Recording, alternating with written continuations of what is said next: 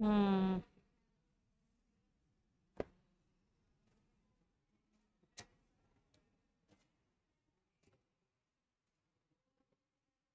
मेरे क्यों नहीं स्टार्ट हो रही? Yes, all right.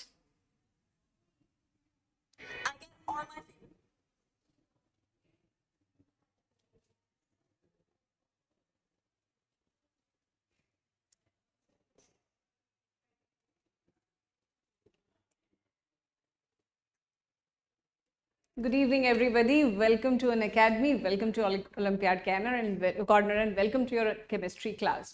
Hi, I am your educator Priyanka, and let's begin with chemistry. I know आप लोग बहुत थोड़ा परेशान हुए. Sorry for that. How are you all? सबसे पहले आप लोग बताइए, आप सब कैसे हैं? बढ़िया. कहाँ थी तो यहीं कुछ ऑक्यूपाइड थी इस वजह से. अच्छा, रोहित जी ने चेंज कर लिया नेम. ओके, अच्छे हैं. चलिए, बहुत बढ़िया. आपकी लास्ट चैप्टर की प्रैक्टिस आई होप आपने करी होगी.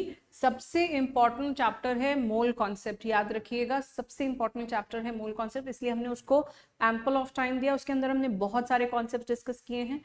उसी का सेकेंड पार्ट है ये chapter redox that we are beginning with today. And सबसे इम्पॉर्टेंट क्वेश्चंस यहीं से आते हैं. डेट शीट आ गई है, right? Date sheet in the sense कि आपका एडमिशन आपका एनरोलमेंट के लिए फॉर्म आ गया है, तो वो सब चीज़ें हम करेंगे. सारी डेट्स आ चुकी हैं, तो अब आप सीरियस मोड में आ चुके होंगे. हेलो उमेश. हाँ बेटा, हाँ क्रिश, आज से रेगुलर होंगी. Hello Anant. Hello Rohit. Hello Divyayan. Hello Umesh. Good evening. And thank you everyone. I've been attending the physics and biology classes for a while, but wasn't able to attend chemistry classes.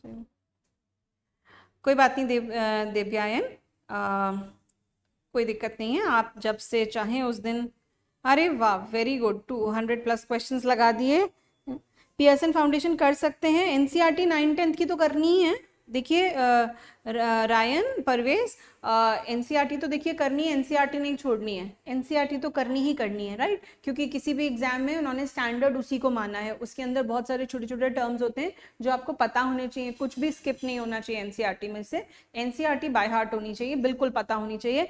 और उसके अलावा क्लास 11th-12th की NCERT भी पढ़नी है ना. आप कुछ भी और लगाइए, पियर्सन लगाइए, anything whatever you are using लगाइए, अच्छी बात है. लेकिन एनसीईआरटी स्किप करके कुछ और लगाना ये नहीं. एनसीईआरटी करनी है ना बेटा? रोहित, डेली क्लास शेड्यूल करने के लिए बैंडविड्थ देखनी पड़ेगी, ठीक है? हमने ये बात ऑलरेडी रिक्वेस्ट फॉरवर्ड की जा चुकी है. बाकी उसके लिए देखनी पड़ेगी.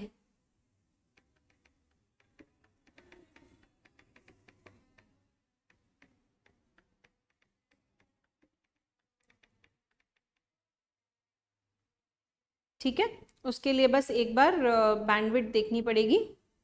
हाँ जी.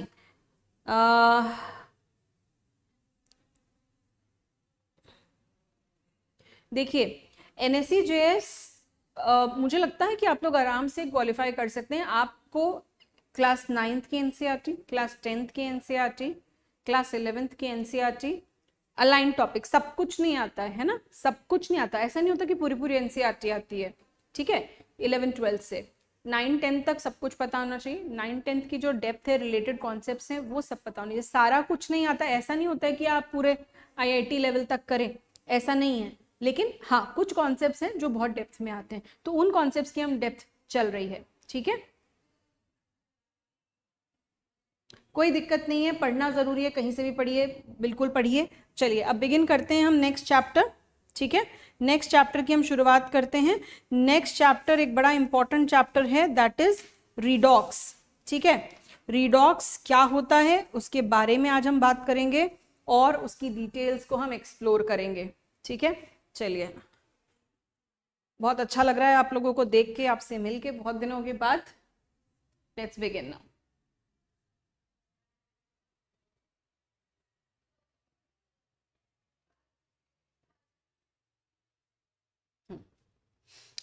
सो our chapter's name is redox. अब ये जो रीडॉक्स है ये आ कहां से रहा है? ये दो टर्म से आ रहा है, दो फिनोमिनन से आ रहा है, रिडक्शन एंड ऑक्सीडेशन। कहां से आ रहा है? Reduction and oxidation. सो ये दोनों फिनोमिनन साथ में होते हैं हमेशा, इसलिए इस चैप्टर का नाम जो हमने लिया है रिडॉक्स, ये हमेशा क्लब करके साथ में लिया जाता है, redox. Reduction plus oxidation makes it redox. ठीक है, ये ऑलमोस्ट हम मेजर टाइप ऑफ रिएक्शंस जो हैं उनके अंदर रिडॉक्स रिएक्शंस होती हैं। रिडक्शन और ऑक्सीडेशन हमारे आसपास होने वाले बहुत सारे फिनोमिनन का कारण है, जैसे कि रस्टिंग होती है। आप एक एप्पल कट करके रखते हैं, वो उसका कलर चेंज हो जाता है। आपने हमेशा देखा होगा कि आपकी मदर जब भी ब्रिंजल कट करती हैं, वाटर में कट करती हैं, कारण रिडॉक्स। ठीक है, एजिंग इफेक्ट्स रिडॉक्स। आप आसपास रस्टिंग देखते हैं, रिडॉक्स। तो बहुत सारे ऐसे फिनोमिनन होते हैं जो रिडॉक्स की वजह से होते हैं, रिडक्शन एंड ऑक्सीडेशन की वजह से होते हैं। सिल्वर का ब्लैकन होना, ठीक है। फिर आप देखते हैं आसपास आपके चिप्स का पैकेट कुछ छूट जाए, वहां पे रिडक्शन होना, ऑक्सीडेशन होना। ठीक है, reduction oxidation. So there is a change in taste of food. So ये सारे फिनोमिनन डेली लाइफ में जो बहुत सारी चीजें ऐसी होती हैं, बहुत सारे रिएक्शंस ऐसे होते हैं। इनफैक्ट आप देखेंगे तो मैक्सिमम रिएक्शंस हमारे आसपास जो हो रहे हैं, बहुत सारे चीजें सिर्फ रिडॉक्स की वजह से ही चल रही हैं। ठीक है, मतलब उसके अंदर सिर्फ ये कहना नहीं, मतलब एक इंटीग्रल पार्ट है रिडॉक्स उसका। So redox plays a very very important role. So again पहले हम समझते हैं रिडक्शन एंड ऑक्सीडेशन क्या होता है, प्रिमिटिव कॉन्सेप्ट क्या है। शुरू से बिल्कुल बेसिक से बात करें कि रिडक्शन और ऑक्सीडेशन होता क्या है, हम क्या समझते हैं इससे। ठीक है, तो रिडक्शन एंड ऑक्सीडेशन होता क्या है, हम इससे क्या समझते हैं, व्हाट इज एक्चुअली रिडॉक्स। सो अगर मैं यहां सबसे पहले रिडक्शन की बात करूं, reduction is loss of oxygen या फिर गेन ऑफ हाइड्रोजन। वहीं oxidation is gain of oxygen and loss of hydrogen। यानी कि अगर कोई रिएक्शन हो रही है, ठीक है, ऑब्वियसली हम यहाँ केमिकल प्रोसेसेस की ही बात कर रहे हैं, तो जब भी कोई रिएक्शन हो रही है तो उसके अंदर से देखिए, ये एक प्रिमिटिव कॉन्सेप्ट है। जब हमें बहुत ज्यादा डिटेल्स एटम के स्ट्रक्चर के बारे में नहीं पता थी, सिर्फ फिनोमिनन स्टडी करके कुछ कंक्लूजन्स ड्रॉ किए जाते थे, उस समय की बात कर रहे हैं हम यहाँ पे। तो यहाँ पे क्या कॉन्सेप्ट आया कि किसी सब्सटेंस में रिएक्शन होने के बाद अगर ऑक्सीजन गेन कर ली है तो हम कहेंगे उस सब्सटेंस का ऑक्सीडेशन हुआ है। किसी सब्सटेंस ने रिएक्शन होने के बाद हाइड्रोजन लूज कर दी है, ठीक है, लूज कर दी है हाइड्रोजन, तो हम कहेंगे उसका ऑक्सीडेशन हुआ है। सिमिलरली किसी सब्सटेंस ने रिएक्शन होने में अगर गेन कर लिए हाइड्रोजन तो हम कहेंगे उसका रिडक्शन हुआ है, और अगर उसने लॉस कर दिया है, किसी सब्सटेंस ने ऑक्सीजन का लॉस कर दिया है, तो हम कहेंगे उसका रिडक्शन हुआ है। अब ये क्या कह दिया एक साथ, लेट्स अंडरस्टैंड। एक रिएक्शन एक एग्जांपल के थ्रू हम यहां समझते हैं। जैसे मैं अगर आपसे कहूं कि हाइड्रोजन नहीं लेते हैं, यहाँ कुछ और लेते हैं ताकि आप कंफ्यूज ना हो इसमें। कॉपर ने रिएक्शन किया ऑक्सीजन के साथ, ठीक है, और यहाँ बन गया कॉपर ऑक्साइड, राइट। कॉपर ने रिएक्शन किया ऑक्सीजन के साथ और इस रिएक्शन में बन गया कॉपर ऑक्साइड। तो हमारे पास कॉपर था, अब रिएक्शन से पहले कॉपर था, रिएक्शन के बाद मिल गया कॉपर ऑक्साइड।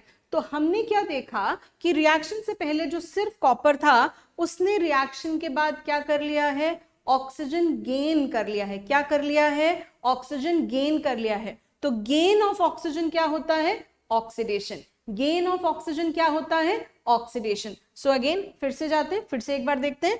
कॉपर ने रिएक्शन किया ऑक्सीजन के साथ और ऑक्सीजन गेन कर लिया, तो हम कहेंगे कॉपर का ऑक्सीडेशन हो गया है। हम क्या कहेंगे, कॉपर का ऑक्सीडेशन हो गया है। कॉपर ने ऑक्सीजन के साथ रिएक्शन करके, रिएक्शन के बाद प्रोडक्ट्स देखिए, प्रोडक्ट में हमको ऑक्सीजन मिल रहा है, ठीक है, यस, कॉपर के साथ अटैच्ड फॉर्म में, कंपाउंड के फॉर्म में ऑक्सीजन मिल रहा है, तो हम कहेंगे कॉपर ने ऑक्सीजन गेन कर लिया है, और इसीलिए गेन ऑफ ऑक्सीजन यानी कि ऑक्सीडेशन, ठीक है, गेन ऑफ ऑक्सीजन यानी कि ऑक्सीडेशन। अगर यहीं पे फर्दर एक और रिएक्शन हम स्टडी करें, कॉपर ऑक्साइड का रिएक्शन हो गया अगर हाइड्रोजन के साथ, ठीक है, कॉपर ऑक्साइड का रिएक्शन हो गया अगर हाइड्रोजन के साथ, हमको प्रोडक्ट मिलेगा यहाँ पे कॉपर प्लस वाटर, ठीक है, copper plus water.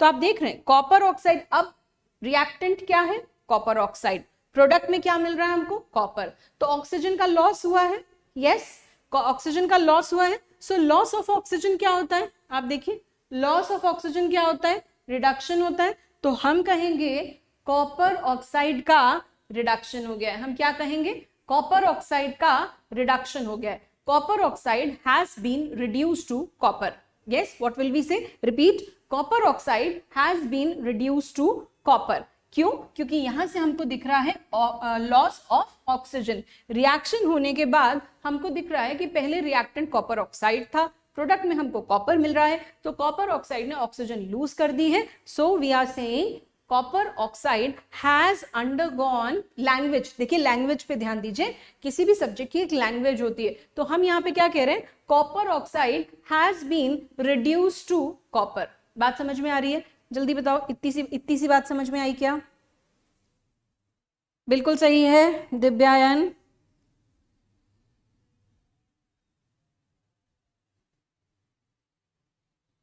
yes Anant, it is an oxidation reduction reaction. Ashwini Tyagi sir,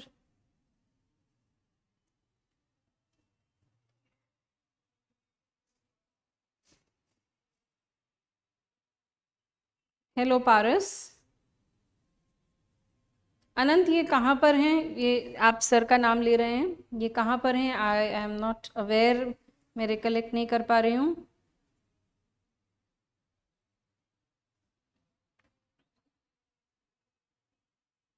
चलिए बहुत बढ़िया, बढ़ते हैं आगे। ओके, सो आपको यहाँ पे ये समझ में आ गया किसका ऑक्सीडेशन हुआ है, यस, ओके, एक बार अब हाइड्रोजन पे जरा नजर डालिए, हाइड्रोजन की अगर हम बात करें तो आप देखिए यहां पर भी तो कुछ चेंज हुआ है, यहां पर भी तो कुछ चेंज हुआ है, कॉपर ऑक्सीजन के लॉस की वजह से कॉपर ऑक्साइड यहाँ पे क्या बन गई थी, कॉपर बन गई थी, तो हमने यहाँ पे इसको क्या कहा, इसका कॉपर ऑक्साइड का लॉस ऑफ ऑक्सीजन हुआ है यहां से, तो हमने कहा कि इसका ऑक्सीडेशन हुआ है। वेरएज अगर मैं यहीं पर हाइड्रोजन की बात करूं तो आपको दिख रहा होगा कि हाइड्रोजन ने ऑक्सीजन गेन किया है, आपको क्या दिख रहा है, हाइड्रोजन ने ऑक्सीजन गेन किया है। So gain of oxygen is what is gain of oxygen, देखिए यहाँ पे साथ में लिखा है, gain of oxygen is oxidation, gain of oxygen is oxidation. So oxygen, hydrogen का यहाँ पे ऑक्सीडेशन हुआ है, और what language will you use, या कभी आप लैंग्वेज रीड करेंगे किसी क्वेश्चन में तो आप क्या रीड कर सकते हैं, hydrogen has been oxidised to water, hydrogen has been oxidised to water. Copper oxide, मैंने दोनों जगह ऑक्सीडेशन लिख दिया, sorry, copper oxide has been reduced to, copper oxide has been reduced to copper and hydrogen has been oxidized to water।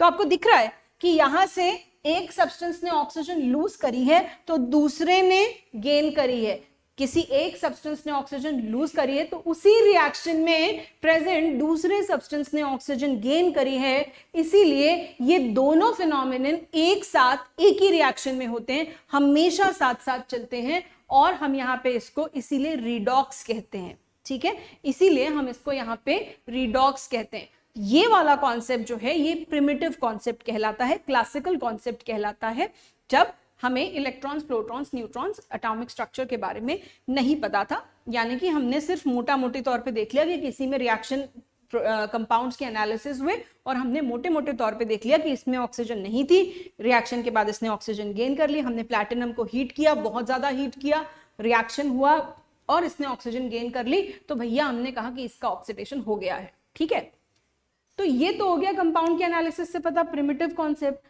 बाद में और जब reactions study की गई तो क्या उनमें रिडॉक्स नहीं होता, सिर्फ ऑक्सीजन का लॉस और गेन ही रिडॉक्स कहलाता है? क्या और कोई बात यहाँ पे रिडॉक्स का इंडिकेशन नहीं देती? क्या बाकी रिएक्शंस में रिडॉक्स नहीं होता? तो जब आगे की बातें पता चली तो इन क्वेश्चंस के भी आंसर मिले। तो मॉडर्न कॉन्सेप्ट के हिसाब से रिडॉक्स क्या हुआ? Reduction, oxidation. मॉडर्न कॉन्सेप्ट के हिसाब से हम देखते हैं, अगर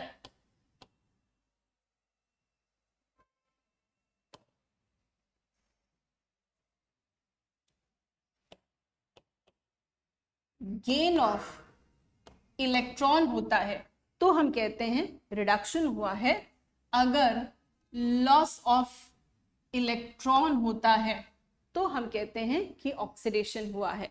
राइट? अगर किसी सब्सटेंस में रिएक्शन होने पर गेन ऑफ इलेक्ट्रॉन होता है तो हम कहते हैं उस सब्सटेंस का ऑक्सीडेशन हुआ, सॉरी रिडक्शन हुआ है, और किसी सब्सटेंस में से अगर लॉस ऑफ इलेक्ट्रॉन होता है तो हम कहते हैं कि उस सब्सटेंस का रिडक्शन हुआ है। अब ये क्या कह दिया? तो अगर हम यहां बात करें H2 प्लस Cl2 और ये रिएक्शन हो रहा है, बन रहा है HCl। ठीक है, ये बन रहा है। चलो आप हाइड्रोजन से अगर कंफ्यूज होते हो तो हाइड्रोजन को बदल देते हैं, इसकी जगह हम यूज कर लेते हैं Mg plus Cl2 will give you MgCl2। ठीक है, अब यहां पे आप देखो, रिएक्शन होने से पहले मैग्नीशियम ने अपने कोई भी इलेक्ट्रॉन्स ना किसी को दे रखे थे, ना किसी के इलेक्ट्रॉन्स ले रखे थे।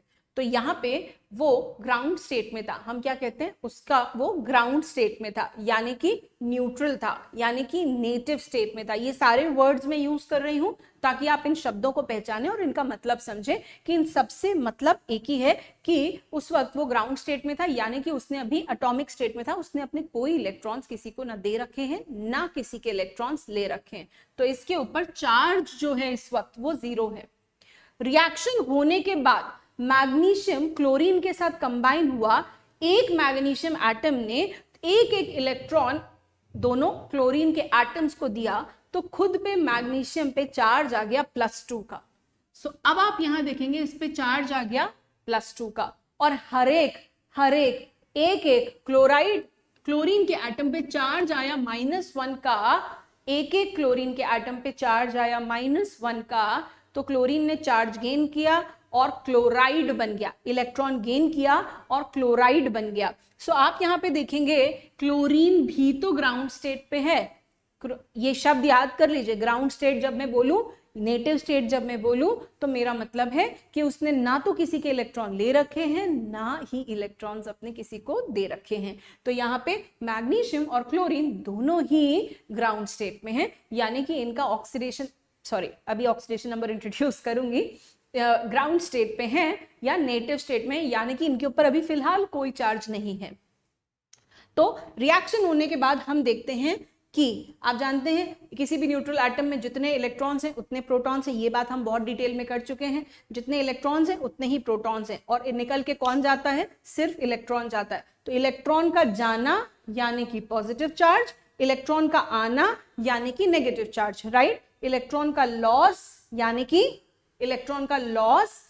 कि नेगेटिव पॉजिटिव चार्ज, इलेक्ट्रॉन का गेन यानी कि नेगेटिव चार्ज। तो यहां पे मैग्नीशियम ने क्योंकि 2 इलेक्ट्रॉन्स लूज किए हैं तो उसके ऊपर पॉजिटिव चार्ज आया है। क्लोरीन ने एक इलेक्ट्रॉन, 2 क्लोरीन के एटम ने एक इलेक्ट्रॉन गेन किए हैं तो उस पर नेगेटिव चार्ज आया है। तो हम यहां क्या देखते हैं, आप देखिए यहां पे हम देख रहे हैं कि मैग्नीशियम ने गेन किया इलेक्ट्रॉन की लूज किया है? जल्दी बताओ, जल्दी बताओ, ये कौन सरदार है भाई?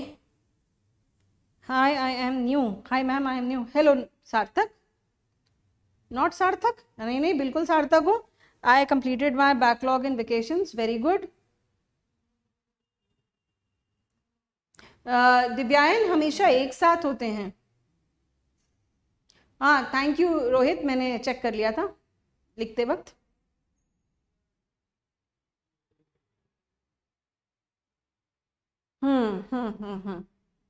Mg has lost electrons, correct Harsh? Mg has lost electron, magnesium has lost electrons, so loss of electron हुआ है। so loss of electron क्या होता है? ऑक्सीडेशन होता है। तो हम यहाँ पे कहेंगे मैग्नीशियम का क्या हुआ है? ऑक्सीडेशन हुआ है। Magnesium has undergone oxidation. और क्लोरीन अगर आप देखें तो क्लोरीन में गेन ऑफ इलेक्ट्रॉन हुआ है। क्लोरीन 0 से -1 में चला गया है, तो हम कहेंगे क्लोरीन का रिडक्शन हुआ है। और इसकी आपको लैंग्वेज क्या सुनने को मिलेगी? लैंग्वेज क्या पढ़ने को मिलेगी किसी क्वेश्चन में? Magnesium has been oxidised to magnesium chloride. ध्यान से सुनिएगा, magnesium has been oxidized to magnesium chloride and chlorine has been reduced to magnesium chloride। अब ये क्यों कहा मैंने magnesium chloride क्यों कहा बार बार? क्योंकि यहाँ पे देखिए ना मैग्नीशियम अकेला है ना क्लोरीन अकेला है, ना मैग्नीशियम अकेला है ना क्लोरीन अकेला है। रिएक्शन के बाद बन गया है magnesium chloride.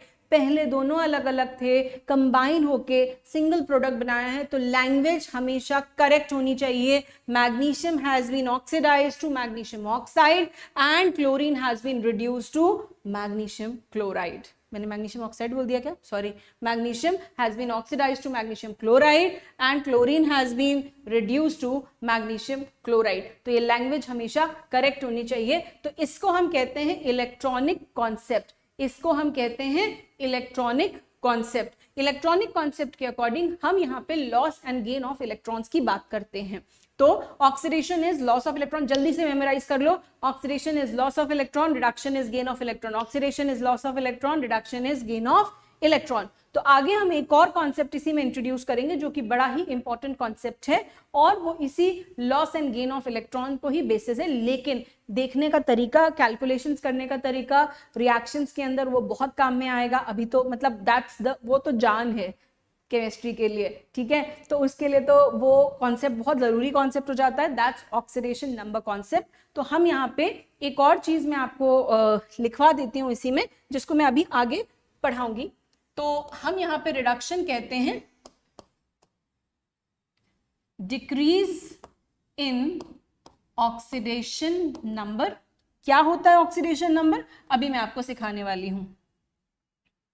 Decrease in oxidation number, number is reduction and increase in oxidation number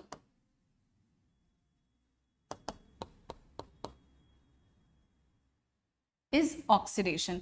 अगर रिएक्शन होते वक्त ऑक्सीडेशन नंबर में इंक्रीज हो रहा है तो हम कहेंगे ऑक्सीडेशन हुआ है।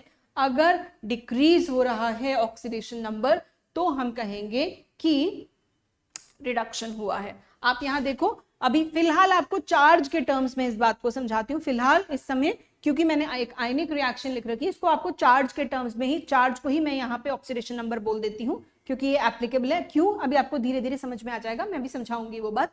आप यहाँ पे देखो, इसके ऊपर चार्ज मैग्नीशियम 0 से +2 चला गया, there is an increase. Can you see this increase? So because of this increase we say magnesium का ऑक्सीडेशन नंबर जो है वो बढ़ रहा है, तो हम कहेंगे मैग्नीशियम का ऑक्सीडेशन हो रहा है। क्लोरीन के अंदर आप देख रहे हैं 0 से -1 जा रहा है, ठीक है, 0 से -1 जा रहा है, तो हम कहेंगे देयर इज अ रिडक्शन, ठीक है, रिडक्शन इन ऑक्सीडेशन नंबर।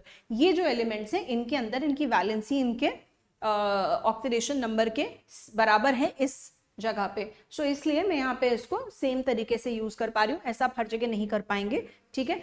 इस एग्जाम्पल में ये बिल्कुल सही बैठ रहा है, इसलिए मैंने ऑक्सीडेशन नंबर का नाम ले दिया है। अभी होता क्या है, कैलकुलेट कैसे करना है, निकालना कैसे, यूज कैसे करना है, सब बात हम आगे की क्लासेस में करेंगे, ठीक है। अभी के लिए आप इतना समझिए क्योंकि मैंने डेफिनेशन लिखी है तो उसको जस्टिफाई करना, समझाना जरूरी है। मैग्नीशियम में आप जब ये चार्जेस देख रहे हैं, ये चार्जेस यहाँ पे इनके ऑक्सीडेशन नंबर्स भी हैं। तो मैग्नीशियम ग्राउंड स्टेट में था तो उसका ऑक्सीडेशन नंबर 0 था, रिएक्शन करने के बाद वो +2 स्टेट में आ गया है, तो हम कहेंगे मैग्नीशियम का ऑक्सीडेशन नंबर में इंक्रीज हुआ है, 0 से +2 इंक्रीज होता है। अब यहाँ +2 और माइनस का सिग्निफिकेंस है तो आप उसको लिखेंगे हमेशा, ध्यान रखिएगा जब भी हम ऑक्सीडेशन नंबर की बात करेंगे आप यहाँ चार्जेस जरूर लगाएं ताकि आपसे गलती ना हो। 0 से +2 there is an increase in oxidation number, तो हम कह रहे हैं अगर ऑक्सीडेशन नंबर में इंक्रीज है तो ऑक्सीडेशन हो रहा है, ऑक्सीडेशन नंबर में इंक्रीज है तो ऑक्सीडेशन नंबर हो रहा है। अगर ऑक्सीडेशन नंबर में डिक्रीज है, 0 से -1 नीचे जा रहा है, 0 से -1 there is a decrease in oxidation number, so यहाँ पे रिडक्शन हो रहा है। ऑलराइट, एक और एग्जांपल ले लेते हैं हम यहाँ पे।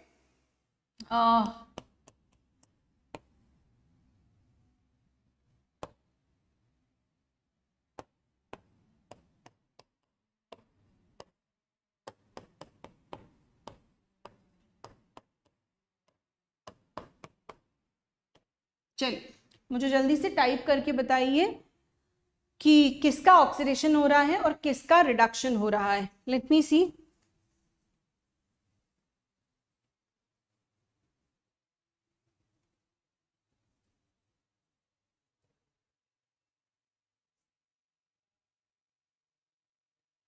Has been reduce to, correct Divyayan, correct लिखा है। ऑक्सीडेशन नंबर क्या हुआ हर्ष? ऑक्सीडेशन नंबर क्या? Oxidation of HCl। अच्छा,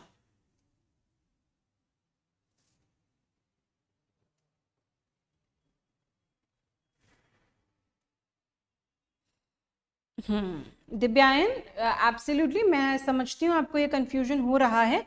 2 मिनट इस कंफ्यूजन को होल्ड करके रखिएगा, हम अभी आएंगे। ऑक्सीडेशन नंबर जब कॉन्सेप्ट हम करेंगे उसके अंदर आपका ये वाला जो डाउट है ये क्लियर हो जाएगा।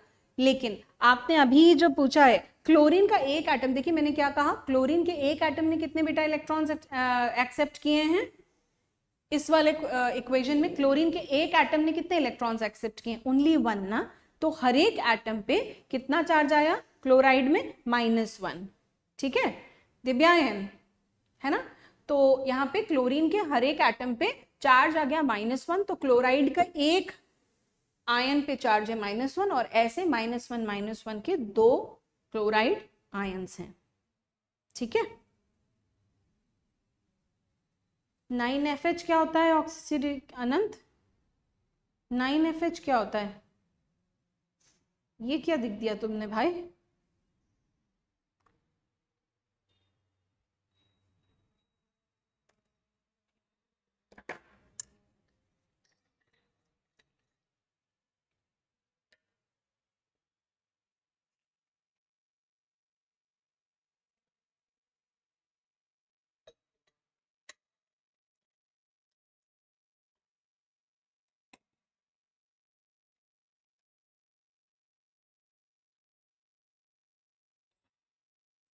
अच्छा, ऑक्सीडेशन ऑफ हाइड्रोजन? नहीं नहीं, ऑक्सीडेशन ऑफ हाइड्रोजन नहीं हो रहा है अनंत, देखो। अच्छा चलो, हम यहाँ पे इसको, इस इक्वेशन को हम दोनों कॉन्सेप्ट से कर सकते हैं, इस इक्वेशन को हम दोनों कॉन्सेप्ट से कर सकते हैं। हाउएवर मैंने आपको अभी यहाँ पे ये सिखाया नहीं है कि यहाँ पे ऑक्सीडेशन रिडक्शन आप ऑक्सीडेशन नंबर कॉन्सेप्ट से कैसे करेंगे, उसको मैं चार्ट से करके बता देती हूँ क्योंकि आयनिक इक्वेशन है फिलहाल तो। ओके, तो आप पहले तो देखो यहाँ पे मैंगनीज जो था, ऑक्सीजन है इसके पास, रिएक्शन होने के बाद इसके पास ऑक्सीजन है क्या? देखो, रिएक्शन होने के बाद इसके पास ऑक्सीजन है क्या? तो लॉस ऑफ ऑक्सीजन हुआ है मैंगनीज ऑक्साइड से। So what is loss of oxygen? What is loss of oxygen? It's reduction. ठीक है, और क्लोरीन देखो, हाइड्रोक्लोरिक एसिड, हाइड्रोक्लोरिक एसिड जो है वो क्लोरीन में चेंज हो गया है। Can you see this? तो हाइड्रोक्लोरिक एसिड क्लोरीन में बदल गया है, तो आप कहेंगे कि हाइड्रोक्लोरिक एसिड में से लॉस ऑफ हाइड्रोजन हुआ है। Loss of hydrogen is what? Identify करिए और जल्दी बताइए। Loss of hydrogen is oxidation. So loss of hydrogen is oxidation. Hydrochloric acid has been oxidized to chlorine and manganese oxide is reduced to manganese chloride. ठीक है, अब चलते हैं हम इसको चार्ज से करके देखते हैं एक बार। जो मैं बात कह रही हूँ इलेक्ट्रॉन्स के ट्रांसफर से करके देखते हैं एक बार। जब आप फॉर्मूला बनाते हैं मैंगनीज ऑक्साइड का, क्या वैलेंसी तक पहुंचे, बेसिक कॉन्सेप्ट्स हैं, बिल्कुल सारे लगेंगे यहाँ पे। वैलेंसी तक पहुंचे, फॉर्मूला मेकिंग तक पहुंचे। मैंगनीज ऑक्साइड का फॉर्मूला कैसे बनेगा, ये MnO2 कैसे आया, जरूर इस पे चार्ज +4 होगा और इस पे चार्ज -2 होगा। ऑक्सीजन एक एटम पे चार्ज कितना होता है, ऑक्सीजन के आयन पे चार्ज कितना होता है, ऑक्सीजन 2 ही इलेक्ट्रॉन्स एक्सेप्ट कर सकती है। ये फॉर्मूला कैसे बना होगा, Mn और O के बीच में -2, जरूर यहाँ +4 रहा होगा, 2 1 जा 2 2 जा, तब जाके तो ये इससे इस तरह से मल्टीप्लाई होके क्रिस क्रॉस मल्टीप्लाई होके MnO2 बना होगा। बताओ ये बात कितने लोगों को नहीं समझ में आई, बताओ क्लियर है कि नहीं है। ये बहुत इंपॉर्टेंट चीज है, यहाँ पे जो मैंने ये डिस्कस किया ये बहुत इंपॉर्टेंट है। हालांकि सिंपल है, छोटी क्लास में पढ़ा है, मगर बहुत इंपॉर्टेंट है। MnO2 का फॉर्मूला कैसे बना, MnO2 में Mn पे मैंगनीज पे क्या चार्ज है और ऑक्सीजन पे क्या चार्ज है, समझ गए एवरीवन? जल्दी से बताइए, क्या आपको ये कॉन्सेप्ट क्लियर है? नहीं समझ में आया क्रिश? अरे वैलेंसी से फॉर्मूला मेकिंग करते हैं, मैंगनीज की वैलेंसी 4 होगी, मैंगनीज की वेरिएबल वैलेंसी होती है, यहाँ कौन सी एप्लीकेबल है, बस हमें वही फाइंड आउट करनी है। ये केमिस्ट्री की मेंटल एबिलिटी है, देखो भाई, ठीक है, ये केमिस्ट्री की मेंटल एबिलिटी है। देखो मैंगनीज ऑक्सीजन, ऑक्सीजन की वैलेंसी 2 है, यहाँ पे क्या होगा, जिसको मैं क्रिस क्रॉस मल्टीप्लाई से कर दूं तो मेरे पास MnO2 आ जाए। जरूर यहाँ पे 4 ही होगा, क्यों, क्योंकि अगर यहाँ पे 2 होता तो ये MnO बन जाता, अगर मैंगनीज की वैलेंसी यहाँ 2 होती तो MnO बन जाता, अगर 4 होगी तभी तो 2 1 जा 2 2 जा आएगा और ये फॉर्मूला बनेगा। अगर 4 से ज्यादा होती तो क्रिस क्रॉस मल्टीप्लिकेशन में हमको वो नंबर यहाँ पे दिखाई पड़ता, लेकिन ऑक्सीजन O2 के फॉर्म में दिख रहा है, ठीक है। चार्ज इज वैलेंसी इस केस में आयनिक है, इस केस में हर बार ऐसा नहीं होगा हर्ष, हर बार ऐसा नहीं होगा। मैं आपको ऑक्सीडेशन नंबर अभी सिखाऊंगी, तब आपको चीजें क्लियर होंगी, क्योंकि हम यहाँ पे एक एग्जाम्पल कर रहे हैं तो उसमें आप, हाँ बिल्कुल आनंद, आपको क्लास 7th में ही सिखा दिया गया था और इनफैक्ट CBSE ICSE दोनों में, ठीक है, समझ गए। चलो अब तो स्माइली फेस तो भेजो, ये लटका हुआ मुंह तो भेज दिया था तुमने क्रिश। तो यहाँ पे इसकी वैलेंसी कितनी होगी, 4 होगी। तो इस समय फिलहाल इस केस में यहाँ पे इसकी वैलेंसी, इस पे क्या चार्ज है, हाँ Krish this is good, very good, good to see you smiling. बच्चे हो, मुस्कुराते रहो, खुश रहो, खुश रहोगे तो आगे अच्छे से कर पाओगे। ऑलराइट, MnO2, तो यहाँ पे मैंगनीज पे चार्ज है +4 का। अब हाइड्रोजन पे क्या चार्ज है, देखो +1 का। क्लोराइड पे क्या चार्ज है, -1 का। मैंने इसे क्या कहा, यहाँ पे क्लोराइड कहा, मैंने इसे क्लोरीन नहीं कहा, क्यों, आयन फॉर्म में है। छोटी छोटी बातें क्लियर करते रहें, याद करते रहें, ठीक से बोलते रहें। अगर करेक्ट बोलेंगे तो करेक्ट ही समझेंगे और करेक्ट लिखेंगे। यहाँ पे मैंगनीज की वैलेंसी हो गई है 2, क्लोराइड की -1। यहाँ पे क्लोरीन ग्राउंड स्टेट में, नेटिव स्टेट में, फ्री स्टेट में है, तो ये 0 का चार्ज है इसके ऊपर, क्योंकि इसने ना तो किसी से इलेक्ट्रॉन्स ले रखे हैं, ना दे रखे हैं, ना शेयर कर रखे हैं। हाइड्रोजन पे हमेशा +1 का चार्ज, ऑक्सीजन पे -2 का चार्ज, ठीक है। अब देखो +4 से ये वाला concept, this one, oxidation number concept, increase और decrease in oxidation number concept. फिलहाल यहाँ पर इनके ऊपर जो चार्ज है ये इनके ऑक्सीडेशन नंबर के बराबर है।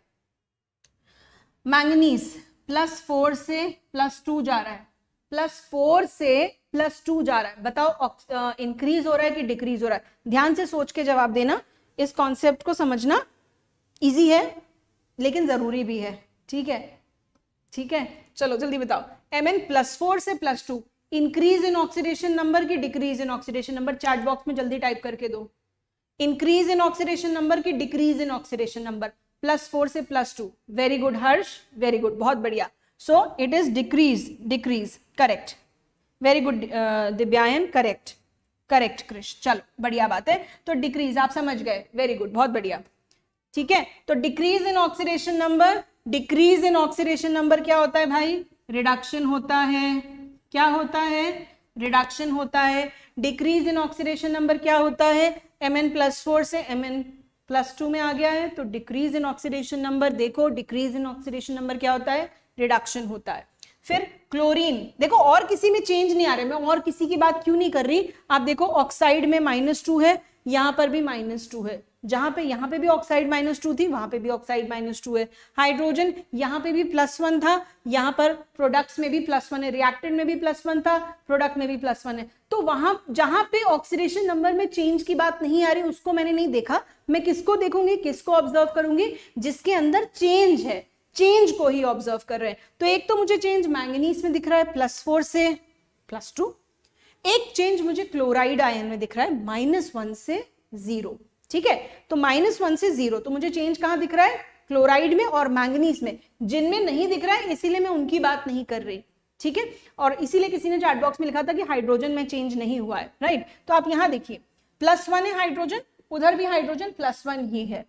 क्लोराइड में हाउएवर -1 से 0 है, क्लोराइड -1 से 0, बताओ -1 से 0 इंक्रीज होता है कि डिक्रीज होता है, -1 से 0 इंक्रीज होता है कि डिक्रीज होता है, नंबर लाइन सब जानते हैं, -1 से 0 इज इंक्रीज और डिक्रीज, यही समझना है, यही इंपॉर्टेंट है। ये छोटी छोटी बातें जो बहुत इंपॉर्टेंट है, और ये तो मतलब बहुत ही इंपॉर्टेंट है। इंक्रीज है, वेरी गुड वेरी गुड, बहुत बढ़िया। तो -1 से 0 जो है वो इंक्रीज है। अब किसमें इंक्रीज है, इंक्रीज इन ऑक्सीडेशन नंबर। तो देखो इंक्रीज इन ऑक्सीडेशन नंबर क्या हो गया है, ऑक्सीडेशन हो गया है, correct. Increase in oxidation number is oxidation. तो यहां पे इस रिएक्शन के अंदर अब, अच्छा मुझे एक और बात, अभी मैंने लिख दिया ना, इतना पढ़ा दिया, अब मुझे ये बताओ किस सब्सटेंस का ऑक्सीडेशन हो रहा है और किसका रिडक्शन हो रहा है। लेट मी सी आपने क्या सीखा, आपने याद रखी कि नहीं रखी मेरी बात, किसका ऑक्सीडेशन हो रहा है और किसका रिडक्शन हो रहा है। लेट मी सी, मतलब I want the names, actually मैं ये देखना चाहती हूँ आप लिखेंगे तो आप क्या लिखेंगे, या आपको पढ़ने में आएगी तो बात आपको समझ आएगी कि नहीं आएगी, वो दिखाओ मुझे लिख के, जल्दी से चैट बॉक्स में टाइप करके बताओ कि किसका ऑक्सीडेशन हो रहा है।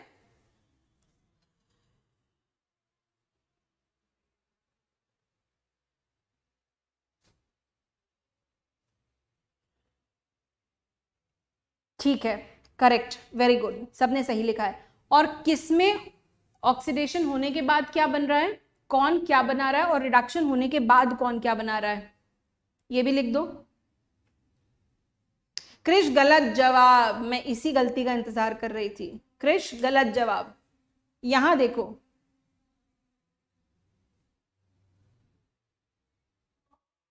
क्रिश का जवाब कहां गया, गायब, डिलीट कर दिया। अरे गलती है, डिलीट क्यों करते हो भाई, क्या हो गया, गलती कर सकते हैं, इंसान है, सीख रहे हैं, आता थोड़ी है, भगवान थोड़ी है, हो सकती है गलती, उसमें क्या बात है। देखो गलती क्या करी है, मैं गलती क्यों डिस्कस करना चाह रही हूँ, क्योंकि अक्सर बच्चे वो गलती करते हैं, आप भी ये गलती कर देंगे सीखने के बाद। क्यों, क्योंकि अभी अभी मैंने आपको ताज़ा ताज़ा सिखाया तो आपको याद है, लेकिन ये ध्यान में रखना है, इसीलिए मैं बार बार इस पर फोकस ला रही हूँ। ऑक्सीडेशन रिडक्शन की हम बात करें, अब यहाँ देखो मैंगनीज, अभी किसी ने लिखा कि मैंगनीज का रिडक्शन हुआ है, क्या मैंगनीज यहाँ अकेला था, कंपाउंड है ना, तो मैंगनीज की सारी कैरेक्टरिस्टिक्स बदल चुके हैं, उसकी आइडेंटिटी चेंज हो चुकी है, now it is manganese oxide, ठीक है, now it is manganese oxide. तो यहां पर मैंगनीज अकेला नहीं है, आप MnO2 ही लिखेंगे, क्या लिखेंगे, MnO2 का रिडक्शन हुआ है MnCl2 में, मैंगनीज अकेला नहीं है, समझिएगा इस बात को, मैंगनीज अकेला नहीं है, उसकी आइडेंटिटी चेंज हो चुकी है। सो मैंगनीज ऑक्साइड का रिडक्शन हुआ है मैंगनीज क्लोराइड में, और यहाँ पे क्लोराइड आयन अकेला नहीं है, हाइड्रोक्लोरिक एसिड का ऑक्सीडेशन हुआ है क्लोरीन में, लैंग्वेज ये होगी, ठीक है। इसमें जब MCQ आता है और 4 ऑप्शन आते हैं, this substance has been oxidised to this substance has been reduced, तो मैंगनीज अगर एक ऑप्शन आए manganese has been reduced and chloride has been oxidised, या क्लोरीन हैज बीन ऑक्सीडाइज्ड, तो आपको ऐसे क्वेश्चंस में, ऐसे MCQ में आप फंस जाते हैं, यही बेसिक गलती की वजह से, क्योंकि बोलते गलत है इसलिए लिखते गलत है, और इसीलिए याद भी गलत रहता है, ठीक है। तो इसको करेक्ट बोलिए, इसको बार बार बोलिए, छोटी सी बात है लेकिन इस पे MCQs आते हैं, जो गलती बहुत बच्चे करते हैं, अक्सर बच्चे ऐसी गलती करते हैं, ठीक है। HCl आफ्टर ऑक्सीडेशन H2O बना रहा है? नहीं भाई, HCl आफ्टर ऑक्सीडेशन क्लोरीन बना रहा है अनंत। MnCl2, देखो ठीक से देखो, एरो पॉइंट आउट कर रहा है, हाइड्रोजन में कोई चेंज नहीं है, पहले भी -1 था। Oxidize to chlorine, chlorine after oxidation, correct है। MnO2 has been reduced to, correct Krish, very good. Divyayan, हमने ये बात इसलिए कही क्योंकि देखो रिएक्शन से पहले हाइड्रोजन पे क्या चार्ज था? +1। रिएक्शन के बाद भी हाइड्रोजन पे क्या चार्ज है? +1। यानी कि ना तो हाइड्रोजन के पास कोई इलेक्ट्रॉन आया है, ना ही हाइड्रोजन ने कोई इलेक्ट्रॉन लूज किया है, ना तो गेन किया है ना लूज किया इलेक्ट्रॉन में, इसलिए हाइड्रोजन में कोई चेंजेस नहीं आए, इसलिए हम हाइड्रोजन के लिए ये बात कह रहे हैं।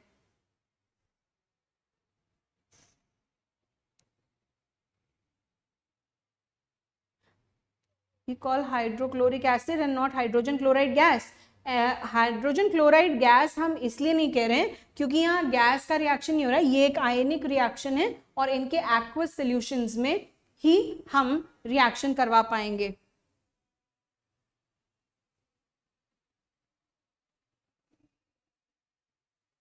We'll say hydrogen does not undergo oxidation or reduction in this reaction. But hydrochloric acid is undergoing oxidation too and forming chlorine, right?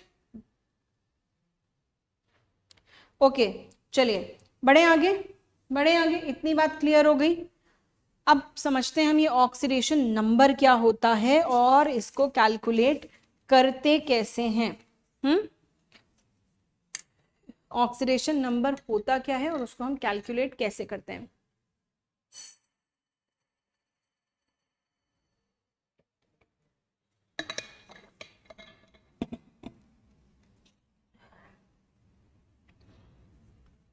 भाई साहब, रोहित जी, गेमिंग जोन, रोहित ही हो ना? करते हैं अभी करते हैं। इक्विवेलेंट कॉन्सेप्ट आएगा, पहले ऑक्सीडेशन नंबर सीख लें, फिर एन फैक्टर सीखेंगे, फिर इक्विवेलेंट कॉन्सेप्ट पे भी आएंगे, वो तो ज़रूरी है। चलिए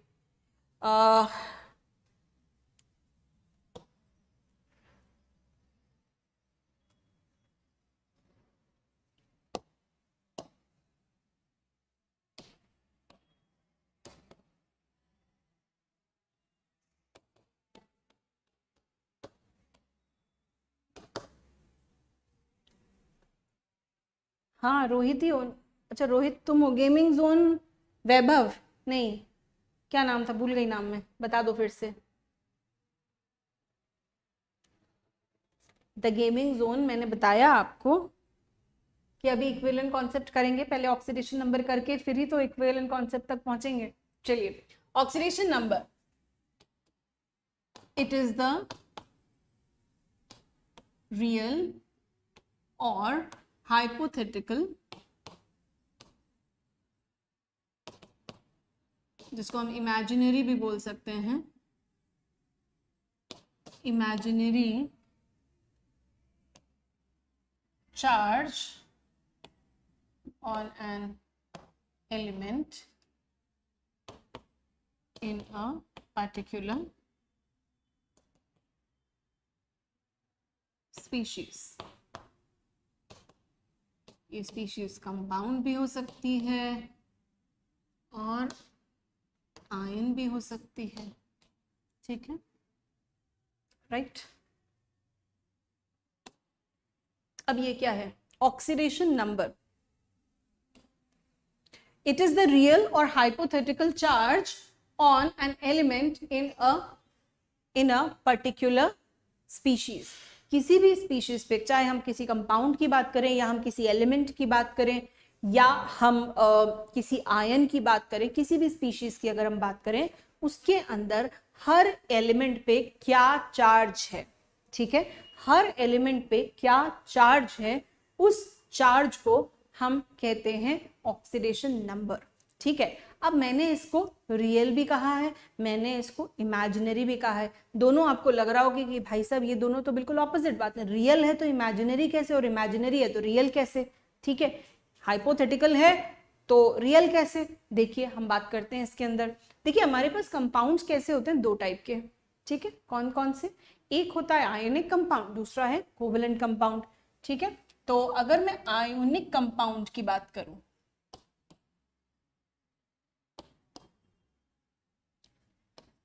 तो इसके अंदर जैसे मान लेते हैं फेवरेट सबका NaCl, आयोनिक कंपाउंड दिमाग में आते ही सबसे पहले कौन आता है, NaCl। तो जब भी आयोनिक कंपाउंड बनता है, जब भी ये रिएक्शन हो रही है Na+Cl2 गिव्स यू NaCl, तो आप देख रहे हैं इस रिएक्शन में सोडियम का ऑक्सीडेशन हो रहा है और क्लोरीन का रिडक्शन हो रहा है। अच्छा, ये कैसे बता दिया मैंने, ये कैसे बता दिया, सोडियम का ऑक्सीडेशन हो रहा है, क्लोरीन का रिडक्शन हो रहा है। तो आप देखो यहाँ पे सोडियम 0 से +1 ऑक्सीडेशन स्टेट में आ रहा है, 0 से +1 ऑक्सीडेशन स्टेट में आ रहा है, और क्लोरीन 0 से -1 ऑक्सीडेशन स्टेट में आ रहा है। तो जब सोडियम और क्लोरीन आपस में कंबाइन हुए होंगे तब क्या हुआ होगा, सोडियम ने एक इलेक्ट्रॉन लूज करके क्लोरीन को दिया होगा और क्लोरीन ने वो इलेक्ट्रॉन रख लिया होगा और वो क्लोरीन से क्लोराइड आयन बन गई होगी। जैसे ही सोडियम ने इलेक्ट्रॉन लूज किया उसके ऊपर चार्ज आ गया +1 का, क्लोरीन ने इलेक्ट्रॉन गेन किया उस पर चार्ज आ गया -1 का, और ये बन गया +1 और -1 आयंस, एंड इनके बीच में हुआ strong electrostatic force of attraction, जिसकी वजह से ये बन गए आयोनिक कंपाउंड। ठीक, ये कहानी थी पहले की जो आप जानते थे। अब देखो क्या यहां पे एक्चुअली इलेक्ट्रॉन ट्रांसफर हुआ है कि नहीं हुआ है, हाँ हुआ है। तो मैंने कहा ये चार्ज है रियल, आयनिक कंपाउंड के केस में मैंने क्या कहा, ये चार्ज है रियल। क्यों, क्योंकि सोडियम ने एक्चुअली इलेक्ट्रॉन लूज करके आयन में कन्वर्ट किया है खुद को, क्लोरीन ने एक्चुअली इलेक्ट्रॉन गेन करके आयन में कन्वर्ट किया है खुद को, और ये कंपाउंड बनाया है। तो इस रिएक्शन के अंदर हम देखते हैं कि सोडियम से सोडियम आयन बन गया, क्लोरीन से क्लोराइड आयन बन गया, 0 से सोडियम +1 चार्ज में चला गया, 0 से क्लोरीन -1 चार्ज में चला गया। So we observe there is an increase in oxidation number of sodium while there is a decrease in oxidation number of chlorine. So sodium से सोडियम आयन, क्लोरीन से chloride ion. तो हमने जो oxidation number की definition कहा कि किसी compound के अंदर या किसी आयन के अंदर, किसी चार्ज स्पीशीज के अंदर किसी भी एटम के ऊपर कितना चार्ज है, अगर वो आयोनिक है तो रियल चार्ज होगा, यानी कि खुद से इलेक्ट्रॉन ट्रांसफर होने की वजह से बना हुआ चार्ज होगा, और अगर वो आयोनिक कंपाउंड नहीं है तो वो इमेजिनरी चार्ज होगा, जिसके बारे में अभी बात करेंगे। ठीक है, आयोनिक वाला रियल चार्ज का मतलब समझ आया, क्योंकि जो खुद से इलेक्ट्रॉन ट्रांसफर होने की वजह से चार्ज आया, दैट्स रियल चार्ज। अब इमेजिनरी किस तरह से, इमेजिनरी चार्ज की बात करें या इसको हम बात करते हैं कोवेलेंट कंपाउंड की।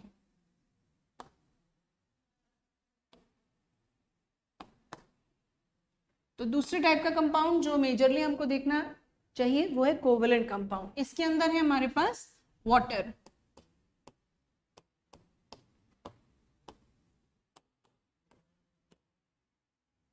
ठीक है, इसके अंदर है हमारे पास वाटर। अब हाइड्रोजन और ऑक्सीजन कंबाइन होते हैं और वाटर बनाते हैं। अब कौन कंबाइन हो रहे हैं, दो नॉन मेटल्स। पहले कौन हो रहा था, मेटल एंड नॉन मेटल, यानी कि एक इलेक्ट्रॉन लूज करने की ताकत रखने वाला, एक इलेक्ट्रॉन गेन करने की ताकत रखने वाला, और खुशी से करते हैं ये काम, राइट। आयनिक कंपाउंड बनाते हैं, यानी कि एक मेटल एक नॉन मेटल के साथ कंबाइन हो रहा है। यहाँ पे क्या हो रहा है, यहाँ तो दोनों ही नॉन मेटल्स हैं, दोनों नॉन मेटल्स हैं, तो भाई स्टेबल कैसे होंगे, ऑक्टेट कैसे पूरी करेंगे, ये बात हम पहले कर चुके हैं, राइट। तो हाइड्रोजन और ऑक्सीजन कैसे कंबाइन होंगे, कैसे ऑक्टेट पूरी करेंगे, बाय शेयरिंग ऑफ इलेक्ट्रॉन्स, ठीक है, शेयरिंग ऑफ इलेक्ट्रॉन्स। तो हाइड्रोजन और ऑक्सीजन कंबाइन होते हैं, शेयर करते हैं इलेक्ट्रॉन्स और बनाते हैं वाटर का मॉलिक्यूल स्टेबल ऑक्टेट के साथ और हाइड्रोजन स्टेबल डुप्लेट के साथ। ओके, नाउ अब यहां पे आपको एक बात ये समझनी है, ऑक्सीजन ज्यादा इलेक्ट्रोनेगेटिव है। आई होप मैं ये कॉन्सेप्ट पहले डिस्कस कर चुकी हूं और आपको याद है।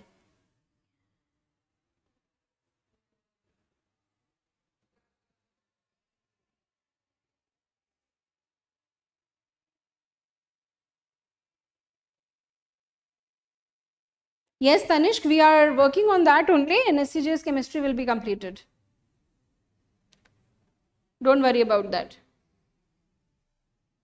ठीक है, तो हम किसकी बात कर रहे थे? इलेक्ट्रोनेगेटिविटी की, राइट? इलेक्ट्रोनेगेटिविटी क्या होती है? इलेक्ट्रॉन्स को अपनी तरफ अट्रैक्ट करने की टेंडेंसी। इलेक्ट्रॉन्स को अपनी तरफ, जब भी कोई कंपाउंड के फॉर्म में दो एलिमेंट्स प्रेजेंट हैं, एक एलिमेंट ज्यादा इलेक्ट्रोनेगेटिव है, यानी कि इलेक्ट्रॉन उस शेयर्ड पेयर ऑफ इलेक्ट्रॉन को अपनी तरफ पुल करके, खींच करके रख रहा है। सो यहाँ पर ऑक्सीजन ज्यादा इलेक्ट्रोनेगेटिव है। तो अब आप यहाँ देखो, हमने क्या कहा? ऑक्सीडेशन नंबर की बात कर रहे हैं, इलेक्ट्रॉन डेंसिटी की बात कर रहे हैं। तो जब हाइड्रोजन और ऑक्सीजन कंबाइन होके वाटर बना रहे हैं, तो प्रैक्टिकली तो इन्होंने इलेक्ट्रॉन्स एक दूसरे को ट्रांसफर नहीं किए ना, यहाँ की तरह। सोडियम ने इलेक्ट्रॉन क्लोरीन को ट्रांसफर कर दिया था, चला गया था, कंप्लीट लॉस ऑफ इलेक्ट्रॉन हो गया था। लेकिन वाटर के केस में, कोवेलेंट कंपाउंड के केस में, दो नॉन मेटल के केस में, there is a sharing of electrons. ठीक है, तो जब शेयरिंग ऑफ इलेक्ट्रॉन्स होती है, उस वक्त इलेक्ट्रॉन सिर्फ शेयर हुए हैं, कंप्लीटली ट्रांसफर नहीं हुए। हाउएवर, जो ज्यादा इलेक्ट्रोनेगेटिव एटम है, वो इलेक्ट्रॉन पेयर को अपनी तरफ पुल कर लेता है, तो उसके ऊपर चार्ज, नेगेटिव चार्ज की डेंसिटी बढ़ जाती है। तो हम कहते हैं कि यहाँ पे इस बॉन्ड के अंदर, हाइड्रोजन और ऑक्सीजन के बॉन्ड के अंदर, ऑक्सीजन के ऊपर चार्ज आ जाएगा -2 का, और हाइड्रोजन पे चार्ज आ जाएगा -1 का। देखिए,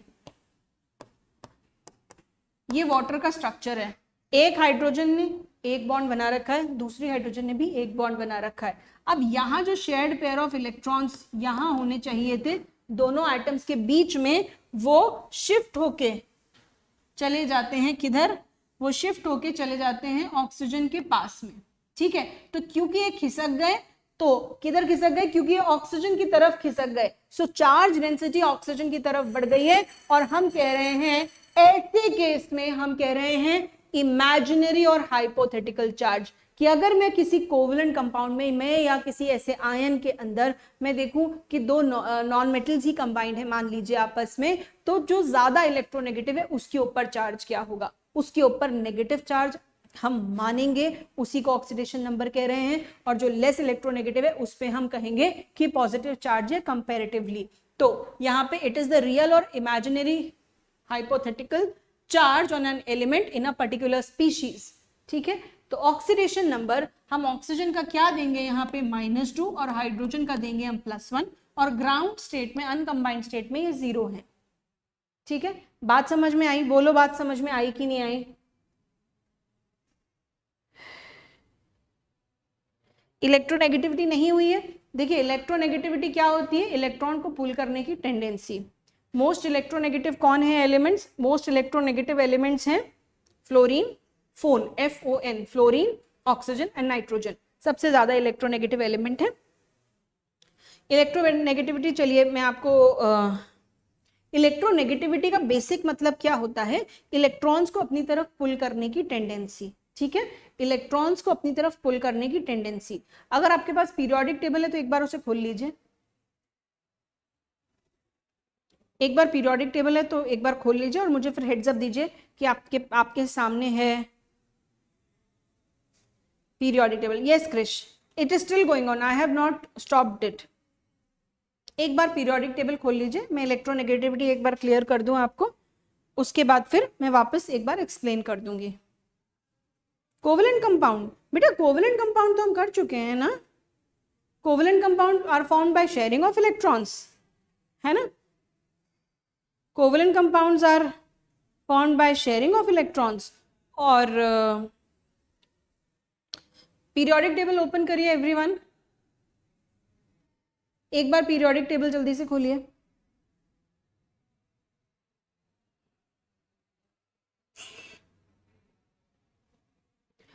पीरियोडिक टेबल में देखिए जो ग्रुप 17 के एलिमेंट्स हैं, ग्रुप 17 दिख रहा है, fluorine, chlorine, bromine, iodine.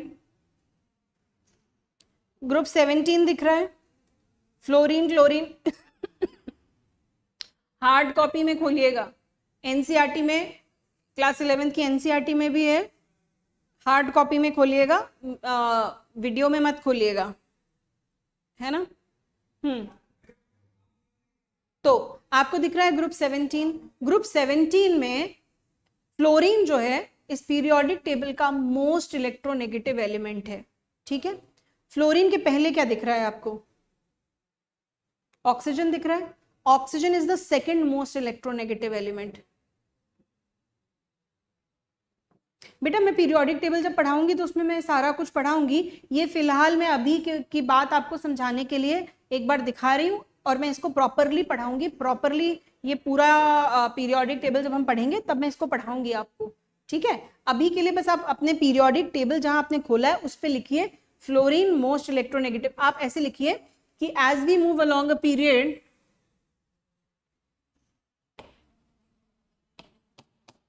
Group 17 fluorine most electronegative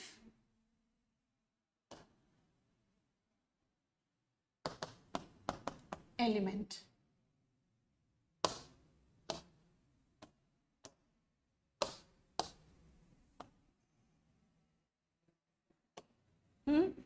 फिर जब हम डाउन द ग्रुप जाते हैं, इलेक्ट्रोनेगेटिविटी को मैं EN लिख रही हूं, इलेक्ट्रोनेगेटिविटी डिक्रीजेस। और जब हम इधर ग्रुप 1 से group 2, group 1, group 2, as we move along a period, electronegativity increases. Periodic table दिख रहा है, ठीक है। As we move along the group, देखिए सोडियम मेटालिक है, क्या उसके पास इलेक्ट्रॉन गेन करने की ताकत? इलेक्ट्रोनेगेटिविटी क्या होती है?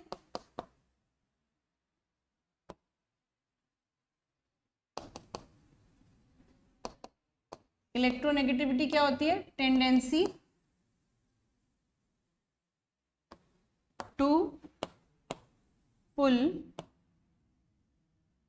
शेयर्ड पेयर ऑफ इलेक्ट्रॉन्स, ये E- इलेक्ट्रॉन्स है, आई होप आप समझते होंगे, टुवर्ड्स इटसेल्फ, ठीक है। किसी भी एटम की tendency of an atom to pull shared pair of electrons toward itself. So fluorine सबसे ज्यादा, ये 3 याद रखिएगा, और पीरियोडिक टेबल में ये मार्क कर लीजिए, ठीक है, ये मार्क कर लीजिए। तो आपको ये बात समझ में आ गई कि इलेक्ट्रोनेगेटिव, जैसे जैसे हम अलोंग द पीरियड मूव करते हैं इलेक्ट्रोनेगेटिविटी बढ़ती जाती है, जैसे जैसे हम डाउन द ग्रुप मूव करते हैं इलेक्ट्रोनेगेटिविटी कम होती जाती है। तो आप जब भी चेक करेंगे, अभी के लिए जब भी आप चेक करेंगे कि 2 एटम्स कंबाइन हो रहे हैं, अब आप यहाँ देखो हाइड्रोजन और ऑक्सीजन कंबाइन हो रहे हैं, बताओ हाइड्रोजन कहाँ आता है और ऑक्सीजन कहाँ आता है? हाइड्रोजन यहाँ कहीं आता है, ठीक है, हाइड्रोजन, और ऑक्सीजन कहाँ आता है? ऑक्सीजन यहाँ पर आता है। तो बताओ हाइड्रोजन ज्यादा इलेक्ट्रोनेगेटिव है कि ऑक्सीजन? ऑब्वियसली ऑक्सीजन, ठीक है, ऑब्वियसली कौन ज्यादा इलेक्ट्रोनेगेटिव है? Oxygen. So oxygen will have a tendency, जब भी हाइड्रोजन और ऑक्सीजन बॉन्ड बनाएंगे तो ऑक्सीजन की टेंडेंसी होगी कि हाइड्रोजन के इलेक्ट्रॉन अपनी तरफ खींच ले, ठीक है। तो यहाँ पे ऑक्सीजन उससे शेयर्ड पेयर ऑफ इलेक्ट्रॉन खींच लेगा। अब सुनना ध्यान से, अब मैं इसको एक्सटेंड कर रही हूँ इस कॉन्सेप्ट को एक इलेक्ट्रोनेगेटिविटी में ही। आप देखो ऑक्सीजन और फ्लोरीन अगर बॉन्ड बनाते हैं, ऑक्सीजन और फ्लोरीन अगर कोई कंपाउंड बनाते हैं, मान लीजिए ऑक्सीजन और फ्लोरीन बनाते हैं OF2, ये कंपाउंड बनाते हैं, ठीक है। तो अब मुझे बताओ कौन ज्यादा इलेक्ट्रोनेगेटिव है? जल्दी बताओ कौन ज्यादा इलेक्ट्रोनेगेटिव है? दिख रहा है यहाँ पे मोस्ट इलेक्ट्रोनेगेटिव एलिमेंट, सबसे ज्यादा इलेक्ट्रोनेगेटिव एलिमेंट कौन? फ्लोरीन। सबसे ज्यादा इलेक्ट्रोनेगेटिव एलिमेंट कौन? फ्लोरीन। सबसे ज्यादा इलेक्ट्रोनेगेटिव एलिमेंट कौन? फ्लोरीन। तो फ्लोरीन के पास ताकत है, वो किसी से भी इलेक्ट्रॉन खींच लाएगा, वो किसी से भी इलेक्ट्रॉन खींच लाएगा। So fluorine is the most electronegative element. Oxygen भी सबसे इलेक्ट्रॉन ले लेता है एक्सेप्ट फ्लोरीन। ऑक्सीजन किसी के भी साथ कंबाइन हो, हमेशा उसके पास इलेक्ट्रॉन्स पुल करने की टेंडेंसी है, तो वो इलेक्ट्रॉन्स हमेशा अपनी तरफ पुल करेगा। सो ऑक्सीजन पे चार्ज हमेशा -2 आता है, सिर्फ तब नहीं आता जब वो फ्लोरीन के साथ कंबाइन होती है। और आप देखो फ्लोरीन क्योंकि ज्यादा इलेक्ट्रोनेगेटिव है तो फ्लोरीन के पास इलेक्ट्रॉन्स पुल होके आ जाएंगे, तो इस केस में ऑक्सीजन पे प्लस चार्ज आएगा और फ्लोरीन पे माइनस चार्ज आएगा। ऑक्सीजन पे प्लस चार्ज आएगा और फ्लोरीन जो है क्योंकि शेयर्ड पेयर ऑफ इलेक्ट्रॉन्स को अपनी तरफ खींच के अपनी पॉकेट में रखेगा, ठीक है, तो यहाँ पे उस पे माइनस का चार्ज आएगा। और ये अकेले केसेस होते हैं जब भी वो फ्लोरीन के साथ कंबाइन होती है, जब उस पे माइनस का चार्ज आता है। क्यों? क्योंकि फ्लोरीन ज्यादा इलेक्ट्रोनेगेटिव है। क्यों? क्योंकि फ्लोरीन ज्यादा इलेक्ट्रोनेगेटिव है, right. No, it will not take away, Divyayan, it is not going to take away the electron. Take away हो गया तो आयनिक बन जाएगा बेटा। देखो, टेक अवे हो गया, जेब में रख के चल दिया तो आयनिक बन जाएगा, वो नहीं हो रहा है, वहीं बैठा हुआ है, सिर्फ अपनी तरफ खींच के रखा हुआ है। देखो क्या है इलेक्ट्रोनेगेटिविटी में, ये वो दो भाइयों की कहानी है, जो एक बड़ा भाई है और एक छोटा भाई है। बड़ा भाई कहता है कि भाई मैं बहुत रिस्पॉन्सिबल हूँ, है ना, और छोटा भाई तू छोटा है, तू समझता नहीं है। हाँ, तो जो भी गुल्लक में पैसे इकट्ठे होते हैं, बड़ा भाई कहता है कि ला मेरी अलमारी में रख दे, मैं संभाल के रखूंगा, है ना।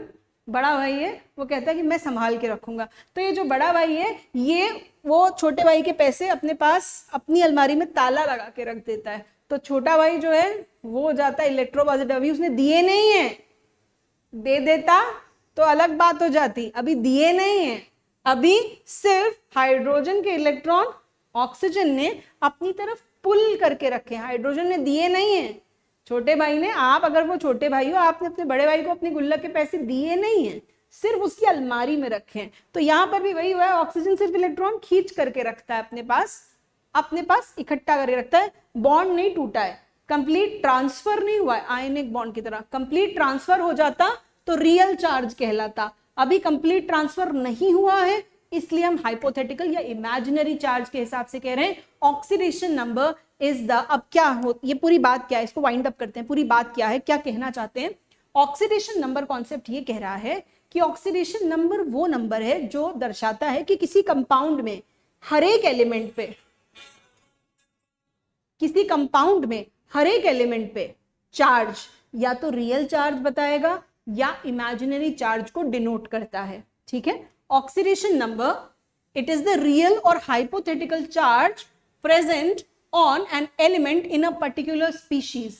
किसी कंपाउंड में, किसी आयन में, किसी एटम में, किसी एलिमेंट पे कितना चार्ज है, इमेजिनरी कितना चार्ज है, हाइपोथेटिकल है या रियल है, ठीक है। तो यहाँ पे सोडियम क्लोराइड में रियल चार्ज है क्योंकि आयनिक कंपाउंड है, और यहाँ पर वाटर के अंदर ये एक इमेजिनरी चार्ज है, ठीक है। यस,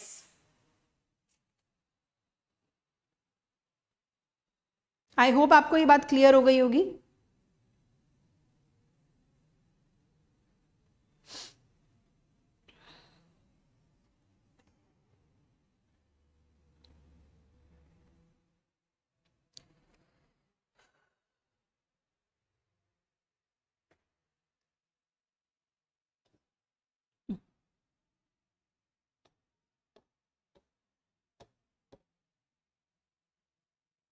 चलिए, सल्फेट आयन, ठीक है। मैंने अभी आपसे वाटर मॉलिक्यूल की बात करी थी, अब मैं आपसे सल्फेट आयन की बात कर रही हूँ। तो सल्फेट आयन को अगर मैं देखूं, बॉन्डिंग नहीं सिखाई है लेकिन ये सल्फेट आयन है, ठीक है। सल्फेट आयन का स्ट्रक्चर है। अब आप देखो, अब मैं आपसे पूछूं कि सल्फर पे कितना चार्ज है, अब मैं आपसे पूछूं कि सल्फर पे कितना चार्ज है, तो अब आप कैसे बताओगे कि भाई सल्फर पे कितना चार्ज है। सल्फर पे चार्ज तो तब आता ना जब उसने इलेक्ट्रॉन्स लिए होते या दिए होते। तो मैं यहाँ पे कहूंगी उसका ऑक्सीडेशन नंबर बता दो, ठीक है। मैं क्या कहूंगी, यहाँ पे उसका ऑक्सीडेशन नंबर बता दो। तो सल्फर पे कितना ऑक्सीडेशन नंबर है ये हम यहाँ से कैलकुलेट कर सकते हैं। किसी भी एलिमेंट पे, किसी भी रिएक्शन में, किसी भी एलिमेंट पे, किसी कंपाउंड के अंदर किसी भी एलिमेंट पे कितना ऑक्सीडेशन नंबर है ये हम कैलकुलेट कर सकते हैं with a set of certain rules, ठीक है, with the help of certain set of rules. कुछ रूल्स हैं ऑक्सीडेशन नंबर असाइन करने के, हर एलिमेंट पे ऑक्सीडेशन नंबर कैसे असाइन किया जाता है उसको असाइन करने के कुछ रूल्स हैं, ठीक है। आयोनिक कंपाउंड में वो बहुत सिंपल हो जाता है। अब देखिए, कुछ को अगर हम उनके बॉन्डिंग के स्ट्रक्चर से करेंगे तो बहुत बढ़िया रहता है, बॉन्डिंग के स्ट्रक्चर्स आपको अभी बॉन्डिंग आती नहीं है, लेकिन मैं आपके सामने बनाती जरूर जाऊंगी कुछ कुछ स्ट्रक्चर्स, ताकि आपके दिमाग में चीजें रजिस्टर होती जाएं। जब हम बॉन्डिंग पढ़ेंगे तब आ जाएगी, लेकिन कुछ कुछ चीजें अगर हमें आती चली जाएंगी। देखिए मैंने वाटर का भी स्ट्रक्चर बनाया था इसीलिए। सो ऐसे कुछ कुछ स्ट्रक्चर्स मैं हमेशा से कुछ कुछ स्ट्रक्चर्स आपके सामने बनाती आई हूँ, तो आप वो स्ट्रक्चर्स ध्यान में रखिएगा, ठीक है। तो मैं यहाँ पे आपसे पूछ सकती हूँ कि इस पे बताओ, सल्फर पे बताओ ऑक्सीडेशन नंबर क्या है, ठीक है। कैलकुलेट करना सिखाऊंगी, बट मैं आपको एक एग्जांपल दे रही हूँ कि मैं आपसे यहाँ पूछ सकती हूँ कि इस पे ऑक्सीडेशन नंबर क्या है। तो इसके लिए कुछ सेट ऑफ रूल्स होते हैं। Let's have a look at those set of rules.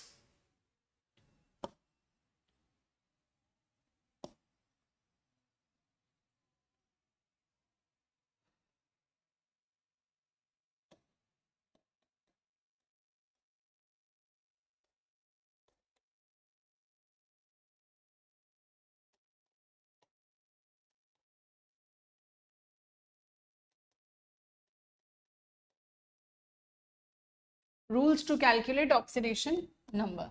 सबसे पहला रूल जो है ऑक्सीडेशन नंबर कैलकुलेट करने का, पहली बात, अच्छा रूल्स से पहले मैं आपको यहाँ एक पॉइंट लिखा दूं, याद रखिएगा ऑक्सीडेशन नंबर बार बार मैं पूरा नहीं लिखूंगी, I will just right ON for this. Oxidation number यहां पर भी लिख दे ताकि आपको पता रहे किसको ON कह रहे हैं। Oxidation number is always calculated for a single atom in a species. देखिए मैंने अभी यहाँ पे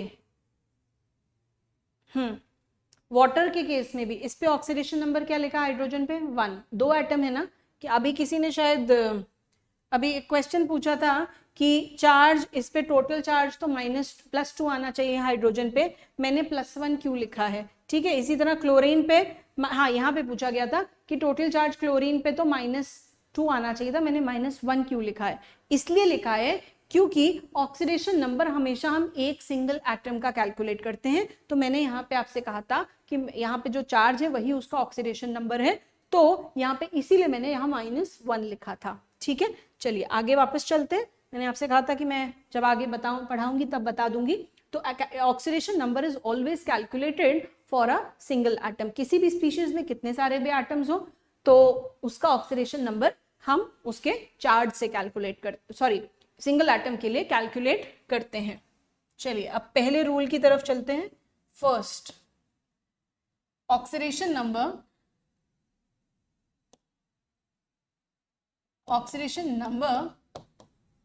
of an element in its ground state।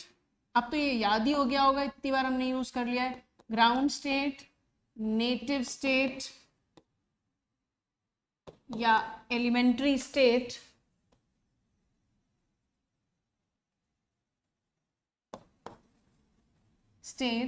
Is always 0। यानी कि मतलब किसी भी एलिमेंट का ऑक्सीडेशन नंबर उसकी एलिमेंट्री स्टेट में हमेशा 0 है। जैसे कि मैं अगर आपसे कहूं कि मैंने ये रिएक्शन लिखी H2 + Cl2 gives HCl, या एक और रिएक्शन लिखी Zn + CuSO4 gives ZnSO4 + Cu, ठीक है। तो इन दोनों ही रिएक्शंस में यहाँ पे हाइड्रोजन जो है वो एलिमेंट्री स्टेट में है, अनकंबाइंड स्टेट में, इसलिए उसका ऑक्सीडेशन नंबर 0 है। क्लोरीन अनकंबाइंड स्टेट में है, इसलिए उसका ऑक्सीडेशन नंबर यहाँ पे, जब मैं ऑक्सीडेशन नंबर कैलकुलेट करने जाऊंगी तो मैं यहाँ पे ये बातें को चेक करूंगी और ऑक्सीडेशन नंबर उस पर 0 असाइन करूंगी। सिमिलरली सेकेंड रिएक्शन के अंदर भी जिंक जो है इस समय उसका ऑक्सीडेशन स्टेट 0 है, क्योंकि वो अनकंबाइंड एलिमेंट्री या नेटिव स्टेट में है। और यहाँ प्रोडक्ट्स में हमारे पास कॉपर है जो कि अगेन एलिमेंट्री स्टेट में है, इसलिए उसका ऑक्सीडेशन नंबर 0 असाइन करना होगा, ठीक है। तो आगे बढ़ते हैं। आई होप आपको ये क्लियर हो गया होगा। तो इसके कुछ एग्जाम्पल्स देख लेते हैं हम। एग्जाम्पल्स जैसे कि कोई भी मेटल है, सोडियम या कोई भी, मतलब सारे XYZ कोई भी मेटल्स। और फिर हम बात करें कोई भी gas, H2, Cl2, O2, O3, ozone, ठीक है। फिर हम बात कर सकते हैं एलिमेंट्री स्टेट की बात करनी है। आप गैस कहा मैंने तो कार्बन डाइऑक्साइड मत सोच लीजिएगा, एलिमेंट्री स्टेट में बात करें जिसमें सिर्फ एलिमेंट हो, ठीक है। और आप यहाँ कोई भी मेटल ले लें, गोल्ड एट्सेट्रा, ठीक है। या हाँ एक और P4, S8, है ना। फॉस्फोरस का एक मॉलिक्यूल एटॉमिसिटी है 4, ठीक है, लेकिन हर एक एटम पे ऑक्सीडेशन नंबर क्या है? 0। सल्फर, 8 एटम सल्फर के मिलके एक मॉलिक्यूल बनाते हैं, उसकी एटॉमिसिटी होती है 8, ठीक है, लेकिन हर एक एटम पे ऑक्सीडेशन नंबर क्या है? 0, यानी कि हर एक पे सल्फर के एटम पे चार्ज कितना है? 0, ठीक है। So this is the first rule. I think the time is getting up, ठीक है, टाइम ज्यादा हो रहा है। So we are going to carry on with the rules of oxidation number in the next class, और हम structures पे भी जाएंगे, ठीक है। तब तक आप थोड़ा सा रीड करिएगा रिडॉक्स के बारे में, राइट। चलिए, थैंक यू सो मच, मिलते हैं फिर अगली क्लास में, बाय बाय।